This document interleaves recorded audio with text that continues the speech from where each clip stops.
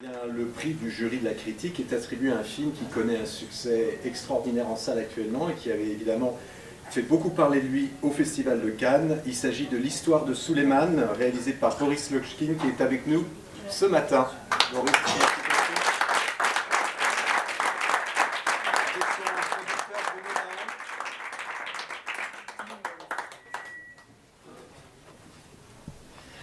bonjour.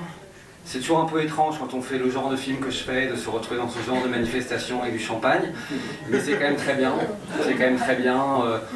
Bon, on vit un... Et puis c'est doublement étrange de recevoir ce prix ici à la SACEM. C'était un film dont une des particularités est de ne pas avoir de musique. Ah bah là, attendez, on le reprend. Donc, maintenant que vous le savez, décidez-vous en votre âme et conscience. Et j'en suis très heureux ainsi, mais... Non, mais on n'est pas sectaire, hein. Je vois ça, merci. Voilà, il y a des paradoxes comme ça dans la vie. C'est un film dont toute la carrière très joyeuse en ce moment est un peu paradoxale. C'est vrai que tout sourit à ce film. Ça a commencé à Cannes avec des prix magnifiques. Ça continue avec plein d'autres prix dans plein d'endroits. Celui-là me fait très plaisir. Évidemment, tout le monde le dit, mais c'est vrai, quand ça vient des États-Unis, ça fait quand même particulièrement plaisir parce qu'on a toujours un œil sur le cinéma américain, ça reste toujours notre référence à bien des égards. C'est toujours étrange pour moi de me dire que je représente le cinéma français parce que je ne me fais pas l'idée que mon film ressemble à l'idée que j'ai du cinéma français. Et en fait, peut-être si. On a parlé tout à l'heure de diversité, je crois que la diversité c'est moi, ou en tout cas ce sont mes comédiens.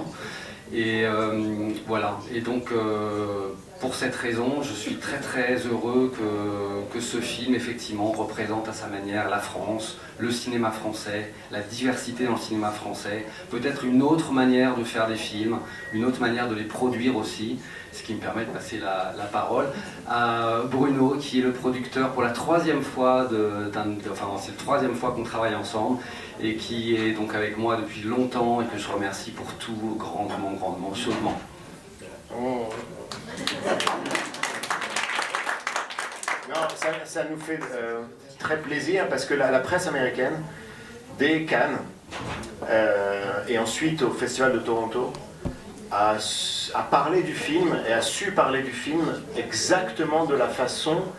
Enfin, ils ont vu ce qu'on voulait faire. Exactement. Et les Français aussi, mais pas avec les mêmes termes. Et c'est vrai que les Américains ont vu le thriller qu'on a voulu fabriquer et la position dans laquelle on a voulu mettre le spectateur et ce tissage entre différents genres.